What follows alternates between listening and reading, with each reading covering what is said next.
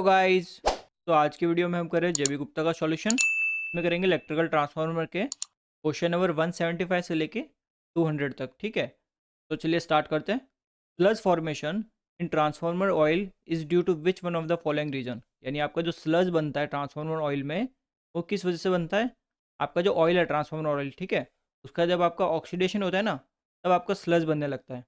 ठीक है, in a power transformer the breather is provided in order to. Last video में मैंने बताया था ब्रीदर में क्या रहता है, आपका सिलिका जेल होता है। ठीक है, ब्रीदर में आप रखते हो सिलिका जेल की प्रॉपर्टी क्या होती है, मॉइस्चर को एब्जॉर्ब करना। ठीक है, prevent ingress of moisture with air, यानी आपका जो एयर है उसमें से जितना भी मॉइस्चर है उसको ये सारा ले लेता है। ठीक है, एब्जॉर्ब कर लेता है।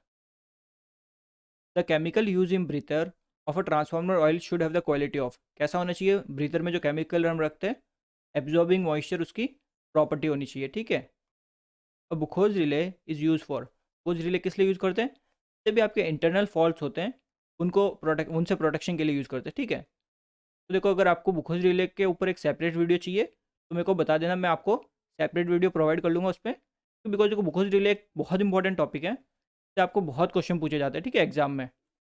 For system voltage exceeding 66 kV condenser bushing अब प्रेफर और non condenser bushing, because condenser मतलब जिसमें कैपेसिटर होता है। ठीक है, तो देखो जो आपका कंडेंसर बुशिंग है उसमें कैपेसिटर कनेक्ट होते हैं, उसकी वजह से क्या होता है, जो आपका इलेक्ट्रिक स्ट्रेस है, ठीक है, इलेक्ट्रिक का जो स्ट्रेस होता है इलेक्ट्रिक स्ट्रेक, वो आपका एकदम इक्वली डिस्ट्रीब्यूट होता है सबके बीच में। ठीक है, यूनिफॉर्मली डिस्ट्रीब्यूट होता है, उस वजह से हम कंडेंसर बुशिंग को प्रीफर करते हैं। अब देखो बुशिंग होती क्या है, बुशिंग, देखो बुशिंग क्या होती है, एक इंसुलेटर होता है एक तरह का। ठीक है, जिसको जो आपको ट्रांसफार्मर का मेन टैंक है ना, या तो उसके ऊपर लगाया जाता है या फिर साइड में लगाया जाता है। ठीक है, जिससे हम क्या करते हैं, एक्सटर्नल कनेक्शन को, बेसिकली एक्सटर्नल सर्किट को कनेक्ट करते हैं। यानी कि देखो अगर आपका ये कोई मेन ट्रांसफार्मर का मेन टैंक है, ठीक है, ऐसा कुछ टाइप में, यहाँ पे पूरा आपका कोर पड़ा है अंदर, तो या तो देखो आपका जो बुशिंग है वो यहाँ पे लगी हुई होगी, ठीक है, इन दो जगह पे, और यहाँ से जो भी वायर होंगे वो यहाँ से कनेक्टेड होंगे अंदर के। ठीक है, और यहाँ से हमने एक्सटर्नल इलेक्ट्रिक कनेक्शन होगा, या तो यहाँ पे दिखेंगे या फिर आपको यहाँ पे साइड में लगी हुई दिखेगी। ठीक है, आपने देखा भी होगा बाहर, अगर ट्रांसफार्मर कहीं पे देखा है तो साइड में ऐसे दो निकले हुए होते हैं। ठीक है, इसके तो वो आपकी होती है बुशिंग होती है। क्लियर है चीज़, बेसिकली इलेक्ट्रिकल कनेक्शन के लिए होता है ये बुशिंग, एक इंसुलेटर होता है एक तरह का। ठीक है, इसमें भी डिफरेंट डिफरेंट टाइप की आती है, पोर्सलिंग की आती है, ऑयल फील्ड की आती है। ठीक है, तो उसमें कंडेंसर बुशिंग भी एक है। ठीक है, इसमें बेसिकली कंडेंसर मतलब कैपेसिटर टाइप। तो इसमें क्या रहता है, आपका जो इलेक्ट्रिक स्ट्रेस होता है, ठीक है, वो एकदम बराबर डिवाइड होता है। ठीक है, हर डायरेक्शन में, एक्सियली भी देखते हैं और रेडियली भी जो देखते हैं, तो जो एकदम डिस्ट्रीब्यूशन है उसका यूनिफॉर्म होता है, उस वजह से हम इसको प्रिफर करते हैं। ठीक है, ऑप्शन आपका बी करेक्ट होगा इसके लिए। Which is the arrangement of winding in a core type single phase transformer. ठीक है, तो देखो आप जब नॉर्मली जब देखते हो, ठीक है, ट्रांसफार्मर का जो कोर आप बनाते हो, आप क्या करते हो, देखो ये ऐसे बनाते हो, देन आप सिंपली क्या करते हो, यहाँ पे सारी प्राइमरी वाइंडिंग कर देते हो। ठीक है, एंड यहाँ पे आपकी सेकेंडरी वाइंडिंग कर देते हो। क्लियर है, ऐसा हम डायग्राम बनाते हैं। बट प्रैक्टिकली ऐसा नहीं होता। प्रैक्टिकली क्या रहता है कि आपका आधा पार्ट तो मतलब बेसिकली देखो, आधी वाइंडिंग यहाँ पे होती है और आधी वाइंडिंग यहाँ पे होती है। ठीक है, आधी आधी वाइंडिंग होती है, तो सिंपली क्या रहता है, देखो हाफ लो वोल्टेज इनसाइड, ठीक है, half high voltage outside on each core limb. Clear है चीज़, यानी देखो यहाँ पे लो वोल्टेज, यहाँ पे लो वोल्टेज, यहाँ पे हाई वोल्टेज, यहाँ पे हाई वोल्टेज। क्लियर है, इससे देखो सारे थ्योरेटिकल क्वेश्चंस है। ठीक है, और ये किसी भी एग्जाम में भी आपको अभी तक पूछे नहीं गए। ठीक है, ना किसी गेट में वगैरह किसी भी एग्जाम में नहीं पूछे, कि बस ऐसे क्वेश्चंस के क्वांटिटी बनाने के लिए इसमें ऐड कर दिए गए। For core type power transformer both primary and secondary winding have circular coil section, यानी आपका जो कोर टाइप ट्रांसफार्मर होता है उसमें हम कॉइल कैसे यूज़ करते हैं, सर्कुलर कॉइल यूज़ करते हैं। ठीक है, तो ऐसा क्यों करते हैं, बिकॉज जो आपका सर्कुलर कॉइल है ना, ये आपका जो इसकी मैकेनिकल स्ट्रेंथ है बहुत ज़्यादा होती है कंपेयर टू अदर शेप, जैसे रेक्टेंगुलर कॉइल हो गई। ठीक है, इसकी जो कॉइल स्ट्रेंथ है वो ज़्यादा होती है compare to other coil section, provide the strongest mechanical shape with stepping in construction of transformer core. अब देखो आप जब कोर की बात करते हो ना ट्रांसफार्मर के कोर, ठीक है, तो कोर भी आपके बहुत तरह के होते हैं, डिफरेंट डिफरेंट तरह के। ठीक है, मेजरली हम तीन तरह के कोर की बात करते हैं। देखो, या तो आपका वो कोर है वो रेक्टेंगुलर शेप का होगा, रेक्टेंगुलर, ठीक है, या फिर उसका शेप होगा स्क्वायर, स्क्वायर, ठीक है, या फिर होगा स्टेप कोर, स्टेप्ड कोर। ठीक है। रेक्टेंगुलर कोर आपने देखा होगा, कहीं पे देख सकते हो, ठीक है। जैसे आपकी घर में कोई इन्वर्टर वगैरह पड़ा है, उसमें छोटा सा आपका ट्रांसफार्मर होगा, उसका जो कोर है वो रेक्टेंगुलर शेप में होता है, ठीक है। आप उसको देख सकते हो अगर कोई ख़राब पड़ा हो, ठीक है, तोड़ के देखना। तो रेक्टेंगुलर कोर का यूज होता है जहाँ पे आपका लो वोल्टेज हो, यानी एक तो होगा आपका स्मॉल ट्रांसफार्मर, ठीक है, तो small transformer and low voltage के लिए। क्लियर है चीज़। और देखो लो वोल्टेज में बेसिकली यहाँ पे है ना, वाइंडिंग में आपकी कैसी होती है, rectangular winding, rectangular winding. Clear है।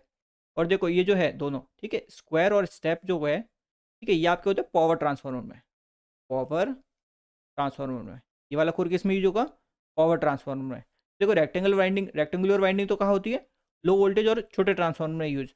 आपकी जो सर्कुलर वाइंडिंग होती है, सर्कुलर, ठीक है, ये आपकी यूज होती है, तो देखो सर्कुलर वाइंडिंग, ठीक है, ये आपकी यूज होती है डिस्ट्रीब्यूशन ट्रांसफार्मर में, डिस्ट्रीब्यूशन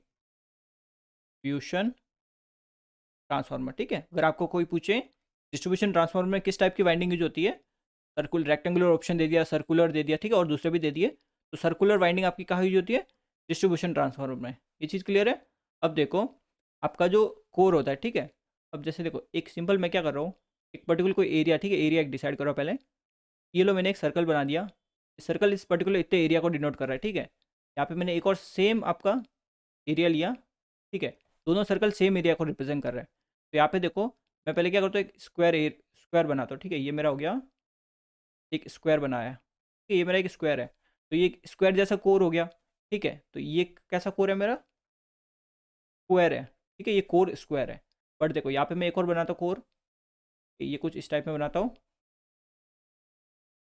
यहाँ से ये हो गया, यहाँ से ये कुछ इस टाइप में हो गया। ये जो मैंने बनाया ना, ये आपका है स्टेप कोर, स्टेप कोर, ठीक है। इसमें टोटल स्टेप कितने, एक और दो, तो ये हो गया टू स्टेप कोर, ठीक है। इसका दूसरा नाम होता है कृषि फॉर्म कोर, ठीक है, ये थोड़ा महंगा होता है। तो देखो इसमें क्या रहता है, लेट्स से इसमें जो भी आपका एरिया होगा ना, ठीक है, देखो सर्कल तो हमने सेम एरिया का बनाया है, ठीक है, दोनों सर्कल में सेम एरिया टोटल कवर हो रहा है। बट जब आप ये चेक करते हो ना, ये जो स्क्वायर है और ये जो टू स्टेप कोर है, ठीक है, इसमें हमेशा एरिया आपको ज़्यादा मिलता है टू स्टेप कोर में। जिस वजह से क्या होता है, आपकी जो वाइंडिंग की जो मीन लेंथ है, ठीक है, वाइंडिंग जैसे पहले इसमें जितनी वाइंडिंग चाहिए ना, उसके कम वाइंडिंग में ही इसमें सारा काम हो जाता है, ठीक है। जो वाइंडिंग की लेंथ है ना, इस केस में मीन लेंथ, वो आपकी रिड्यूस हो जाती है। ये चीज़ क्लियर है। क्लियर है, वाइंडिंग की लेंथ आपकी रिड्यूस हो जाती है। अगर वाइंडिंग की लेंथ रिड्यूस हो गई, यानी कॉपर की वाइंडिंग करते हैं हम, उसकी लेंथ रिड्यूस हो गई, यानी कॉपर आपका क्या हो गया, थोड़ा कॉपर वायर बच गया ना।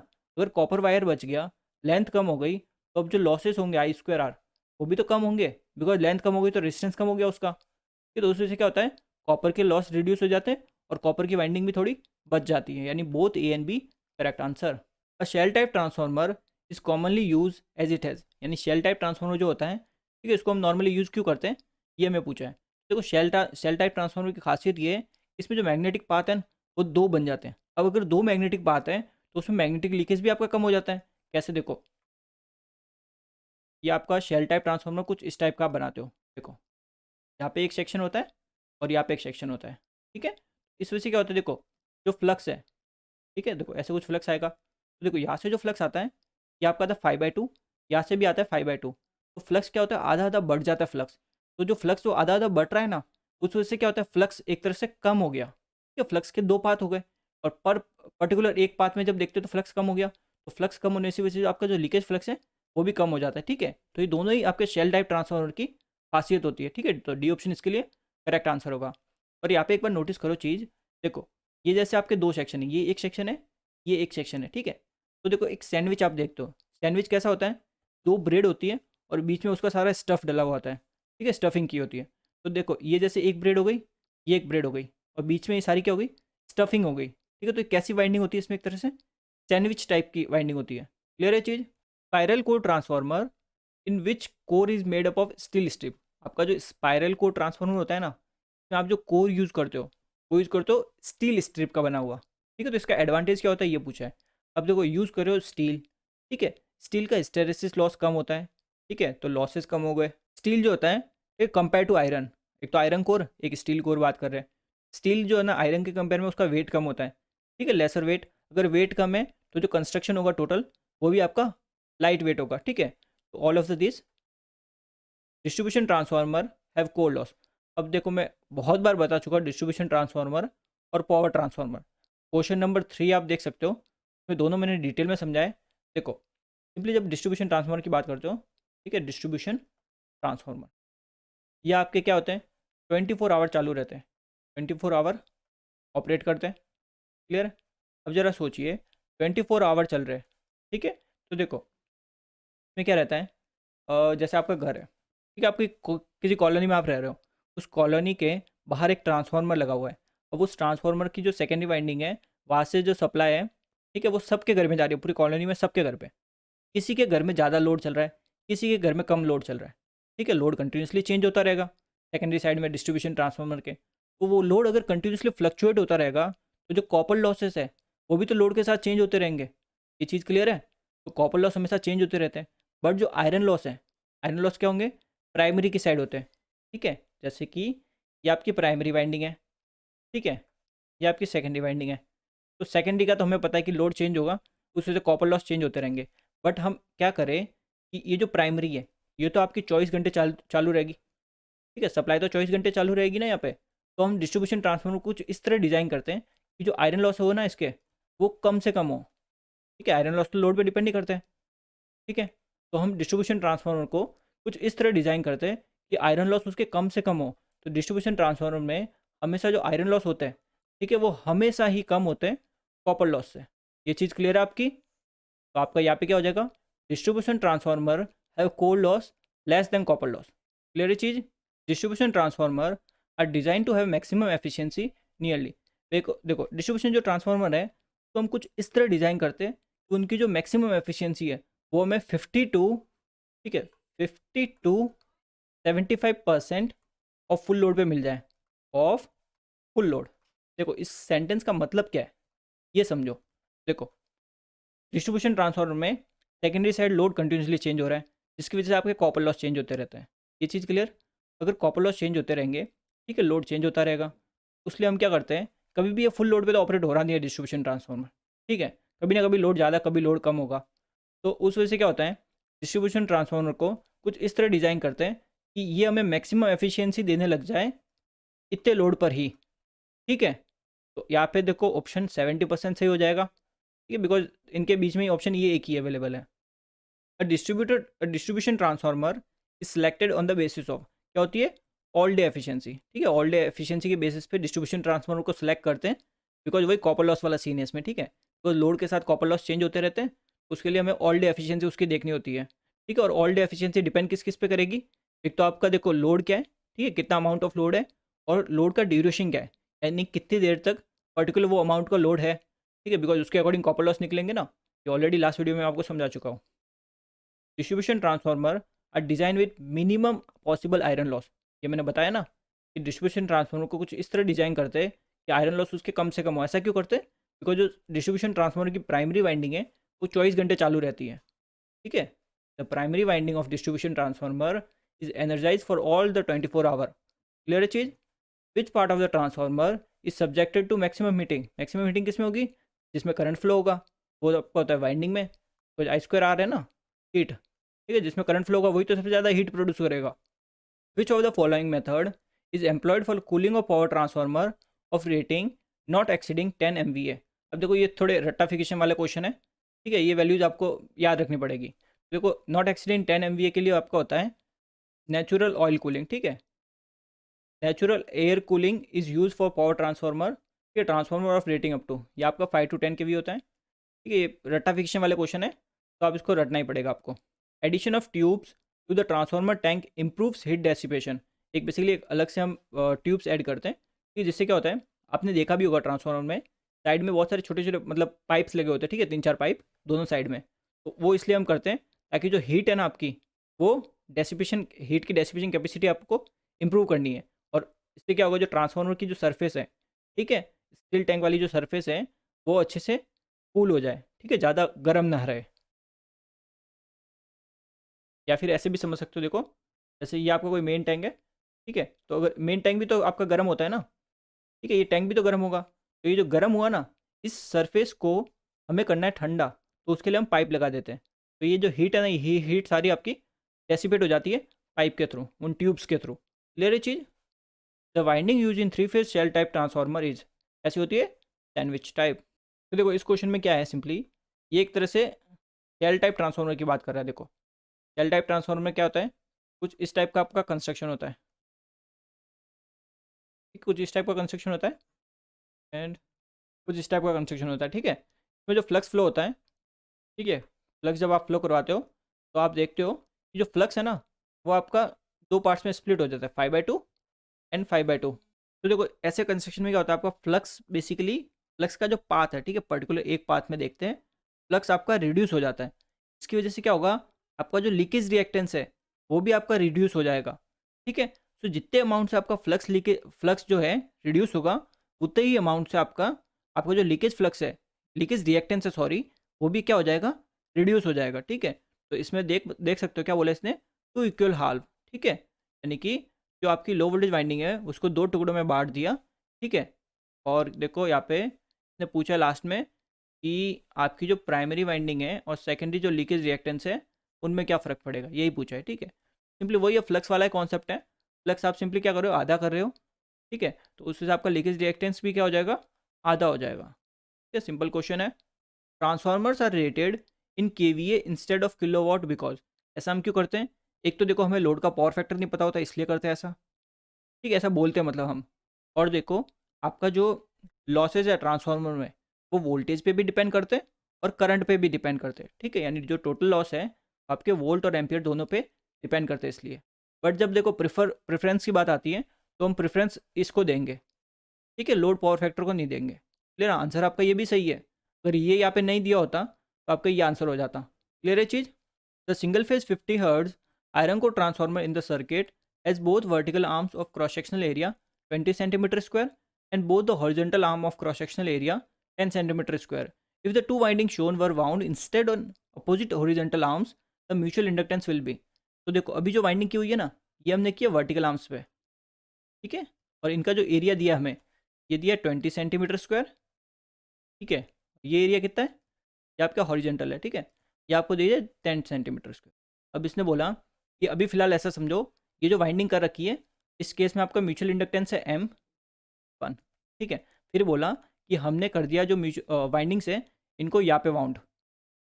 ठीक है, हॉरिजेंटल वाली जो वाइंडिंग है, ठीक है, जो एरिया हॉरिजेंटल वाला यहाँ पे कर दिया, तो अब हो गया मान लीजिए M2। तो अब मेरे को बताइए M1 और M2 में बेसिकली रिलेशन। क्लियर है? तो देखो ये जो क्वेश्चन जिस कॉन्सेप्ट का है, देखो क्वेश्चन तो मैं आपको 1 मिनट में करवा दूंगा पूरा सॉल्व। ठीक है, बट मतलब कि अगर आपको कुछ समझ में ही नहीं आया, ठीक है, इसमें तो एम पूछा, आपको एल पूछा हो तो मैं तो एम का बता दूंगा सीधा तरीका कैसे निकालना है, फिर एल का कैसे निकालोगे। तो मैं पहले क्या करता हूँ, आपका ये जो टॉपिक है, ठीक है, इसको एक बार समझा देता हूँ फटाफट। ठीक है, फिर क्वेश्चन तो आपका इजीली हो ही जाएगा। तो ये देखो मेरा एक सिंपल ट्रांसफार्मर है। ठीक है, इसमें अगर मेरे को फ्लक्स की वैल्यू लिखनी है यानी फाई की, तो फाई आपका क्या होता है, एम अपॉन रिलक्टेंस। ठीक है, एस। तो देखो ये जो फ्लक्स है फाई, ये किसकी वजह से प्रोड्यूस हुआ है, इस I1 करंट की वजह से। ठीक है, और N1 वाइंडिंग में हुआ है। MMF इस केस में हो जाएगा N1 into I1 divided by reluctance को देखो क्या लिखते हैं, 1/μ इंटू लेंथ अपॉन एरिया। ठीक है, यहाँ पे ये लेंथ आपकी इफेक्टिव लेंथ होती है। ठीक है ना, इफेक्टिव लेंथ कौन सी होती है, मतलब ये जो मैंने फ्लक्स का पाथ बनाया ना, यहाँ से लेके यहाँ तक, ये आपकी जो टोटल लेंथ है ये इफेक्टिव लेंथ होगी। और ये जो लेंथ देखते हो आप, ये वाली, ठीक है, यहाँ से यहाँ तक, ये आपकी होती है एक्चुअल लेंथ। क्लियर है, दोनों में डिफरेंस होता है। ठीक है, ये वाली लेंथ नहीं ले सकते, आपको इफेक्टिव लेंथ होनी होती है। तो यहाँ से देखो जो फ्लक्स है फाई, इसकी मेरे को वैल्यू मिल गई N1 I1 divided by reluctance for effective length S। ये चीज़ क्लियर है आपकी? अब यहाँ पे देखो आपने फ्लक्स तो निकाल दिया। अब मैं क्या करता हूँ, फ्लक्स मेरा निकल चुका है, अब मैं फ्लक्स लिंकेज निकालता हूँ, यानी फ्लक्स लिंकेज। क्लियर है ये चीज़? तो देखो आपका जो फाई प्रोड्यूस हुआ, ये फ्लक्स, ये इस N1 वाइंडिंग को क्या करेगा, यानी प्राइमरी वाइंडिंग को क्या करेगा, लिंक करेगा। तो जो लिंकेज होगा वो निकालते हैं। तो ये लो पहला फ्लक्स लिंकेज। ठीक है, ये आपका हो जाएगा देखो सिंपली N1 इंटू फाइव। ठीक है, ये आपको पता है किसके इक्वल होता है, L इंटू I1। कैसा आया, बिकॉज आपने पढ़ा भी होगा इंडक्टेंस का formula N phi divided by current. Clear है? तो सिंपली यहाँ से अगर मैं एल की वैल्यू निकालता हूँ, ठीक है, इस वाले से फ्लक्स लिंकेज वाले रिलेशन से, तो मेरे को मिलेगी N one phi divided by I one. मैं क्या करता हूँ, फ्लक्स की वैल्यू रखता हूँ। देखो N one upon I one, ये हो गया देखो N one I one divide by reluctance for L length. तो यहाँ से देखो एल क्या मिला मेरे को, एन वन का स्क्वायर, यहाँ पे देखो आई वन से आई वन तो कैंसिल हो जाएगा, एन वन का square divided by reluctance for S L, यानी इफेक्टिव लेंथ एस। यहाँ से ये चीज़ समझ गए? ठीक है, तो यहाँ से तो मेरे को एल निकल गया, बट पूछा क्या मेरे को, म्यूचुअल इंडक्टेंस की बात हुई है। ठीक है, अगर एल का पूछा होता तो आप इस फॉर्मूले से निकालते हैं। अब देखो मेरे को एम पूछा है तो एम निकालते हैं। तो एम किसके वजह से होगा, बेसिकली दोनों वाइंडिंग के बीच में होगा। ठीक है, तो मेरे को क्या करना पड़ेगा, जो सेकेंडरी है वाइंडिंग उस पर जो लिंकेज हो रहा है वो बताना पड़ेगा। ठीक है, तो फ्लक्स लिंकेज टू सेकेंडरी, ठीक है, जो भी ये फ्लक्स है फाई आपका सेकेंडरी साइड में जो लिंक करेगा वो क्या करेगा वो बताना है। ठीक है, तो इसको कैसे लिखेंगे, देखो फ्लक्स फर्स्ट की वजह से सेकंड में, यानी लेमडा वन टू, ये क्या होगा, सेकेंडरी वाइंडिंग में होगा।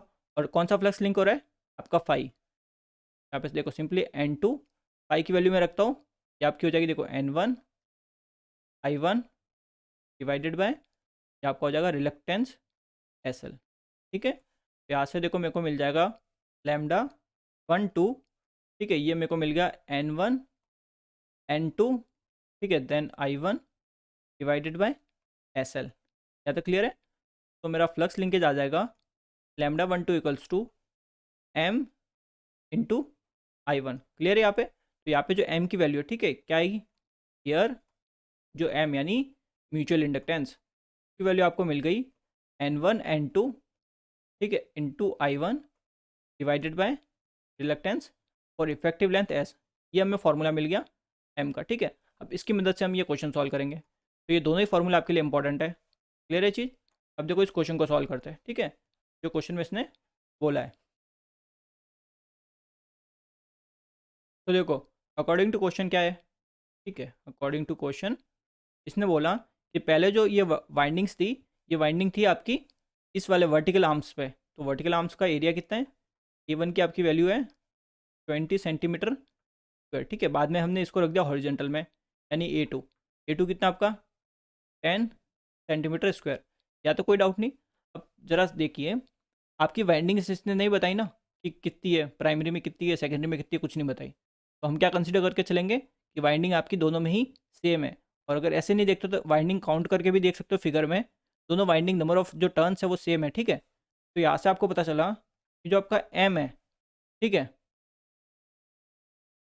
ये आपका इन्वर्स रिलेशन में रहता है रिलक्टेंस के। क्लियर है?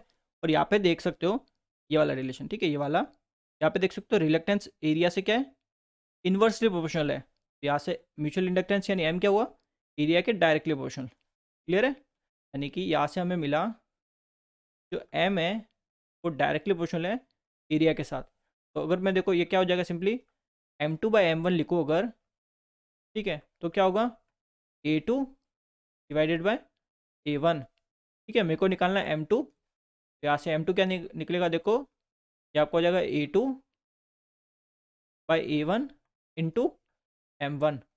ठीक है, यहाँ से मेरे को एम टू मिल जाएगा, ये आपका है देखो 10, ठीक है, ये आपका आ गया एम वन बाय टू। ठीक है, यानी कि जब आप इन वाइंडिंग्स को वर्टिकल आर्म्स की जगह हॉरिजॉन्टल आर्म पे रखते हो तो म्यूचुअल इंडक्टेंस क्या हो जाएगा आपका, आधा हो जाएगा, यानी बी हेल्प्ड, यानी सी ऑप्शन आपका इस क्वेश्चन में करेक्ट आंसर होगा। ठीक है, आपकी बुक में आंसर डबल दिया होगा, बट डबल आपका इनकरेक्ट आंसर है। आपका आंसर क्या होगा, बी हेल्प्ड, बिकॉज वो म्यूचुअल इंडक्टेंस आपका आधा हो जाएगा। ठीक है, अब इसकी जगह अगर आपको एल पूछा होता तो ये वाला फॉर्मूला आप यूज़ कर लेते सिंपली। क्लियर है चीज़? If primary and secondary winding of a core type single phase transformer are wound in non magnetic core. ठीक है, किस पे वाउंड की गई है, नॉन मैग्नेटिक कोर। तो देखो एक एग्जांपल देके बेस्ट अगर नॉन मैग्नेटिक कोर का, तो वो आपका होता है एयर। क्लियर है? तो देखो जब एयर का आप बी एच कर्व देखते हो, ठीक है, बी एच कर्व, तो ये आपका ओरिजिन से पास होता है। क्लियर है? ओरिजिन से पास होने का मतलब हिस्टैरिसीस लॉस जीरो, यानी कि आपके जो नॉन मैग्नेटिक कोर है इसमें आपके लॉसेस क्या होते हैं, कम होते हैं। ठीक है, लॉसेज कम होते हैं, उस वजह से एफिशिएंसी ज़्यादा होती है। ये चीज़ क्लियर है आपकी? तो देखो एफिशिएंसी तो ज़्यादा होगी अगर नॉन मैग्नेटिक कोर यूज़ करोगे, बट एक प्रॉब्लम यहाँ पे आती है। देखो अगर आप ट्रांसफार्मर के कोर की बात करते हो, ठीक है, कुछ इस टाइप का आप कोर बनाते हो, इसमें क्या करते हो, प्राइमरी में आप वाइंडिंग कर देते हो, ठीक है, एंड सेकेंडरी में आप वाइंडिंग कर देते हो, या तो कोई डाउट नहीं। अब अगर देखो अगर ये जो कोर है ये आपका मैग्नेटिक कोर होता, ठीक है, फिलहाल ये मैग्नेटिक कोर है, क्लियर। तो अगर मैग्नेटिक कोर होगा तो आप जो प्राइमरी में जब करंट दोगे जो फ्लक्स प्रोड्यूस होगा वो सिंपली ऐसे फ्लो हो जाएगा यहाँ पे, ठीक है, और यहाँ पे इसको कट कर लेगा, कोई प्रॉब्लम नहीं होगी।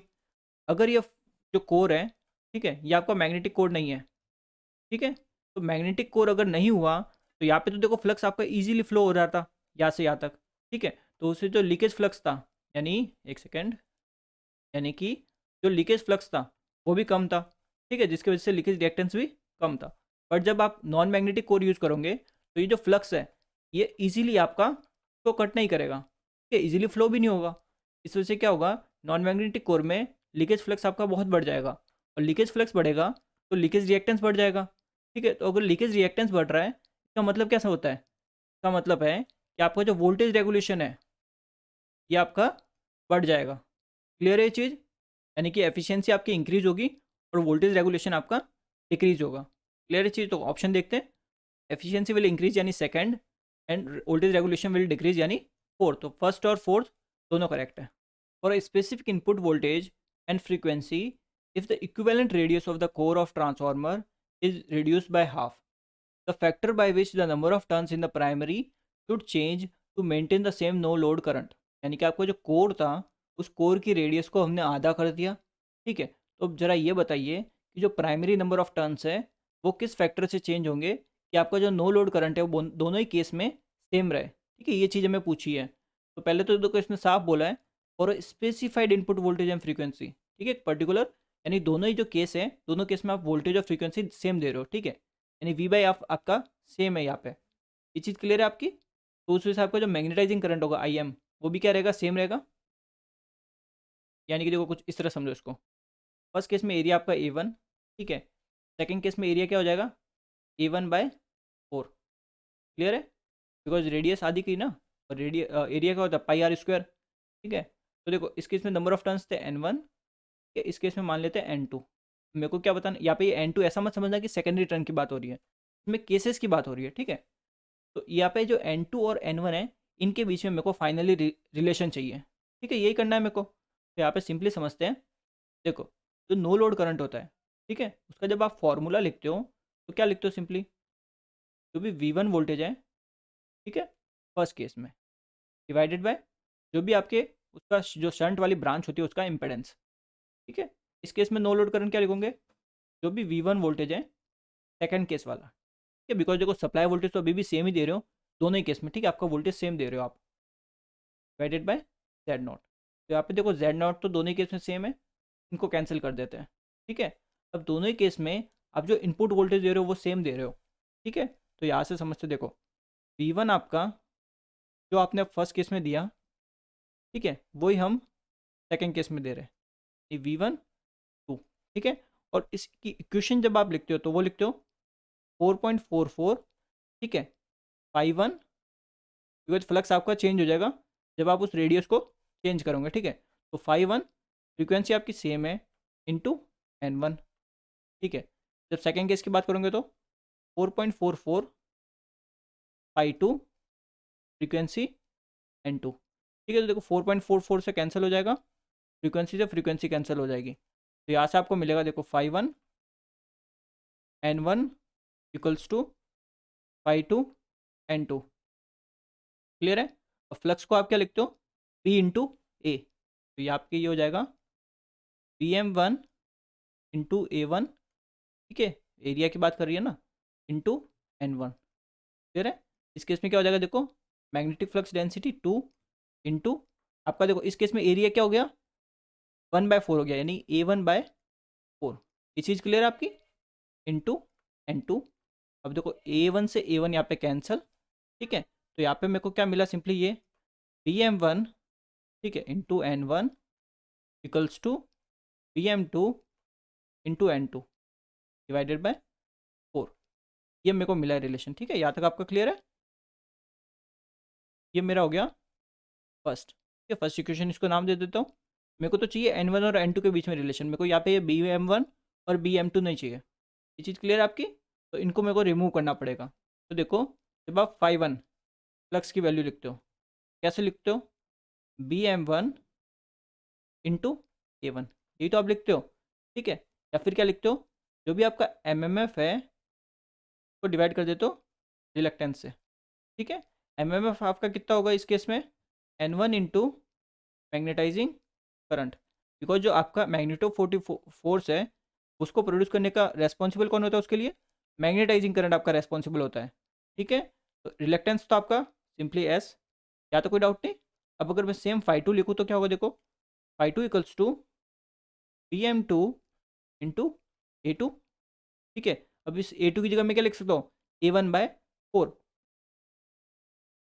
बिकॉज सेकेंड केस में यही तो एरिया आपका, A1 डिवाइडेड बाय 4, क्लियर है। या फिर इसको मैं लिख सकता हूँ MMF divided by 4 times of reluctance, because ये 4 तो एक तरह से कांस्टेंट है, ठीक है, होता तो इतना ही है ना। फ्लक्स क्या होता है? Simply magnetic flux density into area. तो ये आपका हो गया MMF, और ये रिलक्टेंस, और ये 4 आपका एज इट इज यहाँ पे, क्लियर है। अब MMF मेरा क्या होगा? नंबर ऑफ टर्न्स कौन से होंगे? N2। करंट क्या होगा? IM, बिकॉज देखो हमें मेंटेन रखना है नो लोड करंट सेम, ठीक है। तो इसलिए मैंने दोनों में ही IM करंट लिया है, मैग्नेटाइजिंग करंट डिवाइडेड बाय आपका रिलक्टेंस 4 टाइम्स ऑफ एस। यहाँ तक चीज़ क्लियर है आपकी? ये दोनों आपके क्लियर होंगे, ठीक है। अब देखो सिंपली क्या करते हैं, φ1 डिवाइडेड बाय φ2 करते हैं, ठीक है। देखो φ1 ये रहा, φ2 ये रहा, ठीक है। तो इनको डिवाइड करेंगे तो क्या होगा? देखो ये आपको मिलेगा BM1, ठीक है, into A1 divided by BM2 into A1 divided by 4, ठीक है। ये आपका इक्वल होगा, ये आपका इक्वल होगा देखो N1, ठीक है, IM divided by S into N2 IM, यहाँ पे ये 4S ऊपर चला जाएगा, ठीक है, 4S। यहाँ पे देखो जो जो कैंसिल हो रहा है उसको कैंसिल करते हैं, ठीक है। A1 से A1 कैंसिल, यहाँ पे IM से IM कैंसिल, एंड S से S कैंसिल, ठीक है। तो यहाँ पे हमें रिलेशन मिला ये BM1, ठीक है, डिवाइडेड बाय, ये आपका 4 ऊपर चला गया, ठीक है, और यहाँ पे नीचे BM2 इक्वल्स टू, यहाँ पे ये हो गया 4 times of N1 divided by N2। यहाँ पे देखो 4 से 4 कैंसिल, ठीक है। तो सिंपली मेरे को लास्ट एट द एंड जो रिलेशन मिला वो क्या मिला? BM1 divided by BM2 equals to N1 divided by N2। ये चीज़ क्लियर आपकी? तो मैं नाम दे देता हूँ इक्वेशन 2, ये मेरी हो गई इक्वेशन 2। अब जरा देखिए इक्वेशन 1 और इक्वेशन 2 को, ठीक है। तो यहाँ पे देखो सिंपली यहाँ पे मेरे को BM1 और BM2 ही तो नहीं चाहिए, यहाँ से मेरे को देखो उनकी रेशियो की वैल्यू मिल गई, ठीक है। तो देखो फ्रॉम फर्स्ट एंड सेकेंड, तो देखो फ्रॉम फर्स्ट एंड सेकेंड क्या हो जाएगा? ये सिंपली देखो, यहाँ से अगर BM1 अपॉन BM2 को इसके नीचे भेजता हूँ तो उसकी वैल्यू क्या होगी? N1/N2। तो देखो ये होगी मेरी N1/N2, ठीक है, और एक N1 ऑलरेडी यहाँ पे है ही है, ये मेरा हो गया एक N1 इक्वल्स टू N2/4। ये चीज़ क्लियर है आपकी? देखो मैंने ज़्यादा कुछ कॉम्प्लिकेट नहीं किया, सिंपली BM1 अपॉन BM2 था ना, उसकी वैल्यू यहाँ से ये रख दी, तो यहाँ से मेरे को मिल जाएगा देखो N2 का स्क्वायर, ठीक है, इक्वल्स टू 4 टाइम्स N1 का स्क्वायर।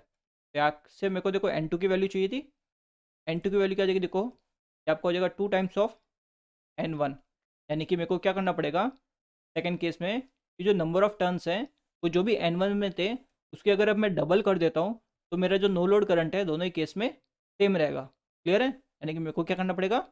डबल करना पड़ेगा, ठीक है, नंबर ऑफ टर्न्स को। The 3-limbed non-iron core shown in the figure has 3 winding with nominal inductance L, each when measured individually with a single phase AC source, the inductance of the winding as connected will be। यानी ये जो 3 inductance दिए, इसका L, इसका L, इसका L, ठीक है। देखो जब आप दो नॉर्मल इंडक्टेंस देखते हो, ठीक है, जैसे ये सीरीज में ले लेते हैं, ठीक है, ये भी L, ये L1 मान लीजिए, सिर्फ L मान लीजिए, ठीक है, L तो इनका जब आप L इक्विवेलेंट लिखोगे तो लिख दो L प्लस L, ठीक है, प्लस माइनस 2m। ये प्लस माइनस 2m कब आता है? जब आपका नॉन आइडियल सिचुएशन होती है, क्लियर है। यहाँ पे सेम है, नॉन आइडियल है, ठीक है। अगर आइडियल होती तो क्या हो जाता सिंपली L/3, ठीक है। ये कब होगा, जब आइडियल होता। नॉन आइडियल है तो जो L इक्विवेलेंट है वो क्या होगा, लेस देन L/3, ठीक है। ये किसका है, नॉन आइडियल। क्लियर चीज़। सिंस इसमें नॉन आइडियल की बात हुई है यानी L/3 से तो कम ही होगा, यानी उससे हम क्या बोलेंगे, वेरी लो। क्लियर है चीज़। तो आज के लिए बस इतना ही करेंगे, बाकी क्वेश्चन हम अगली वीडियो में करेंगे। Thank you very much.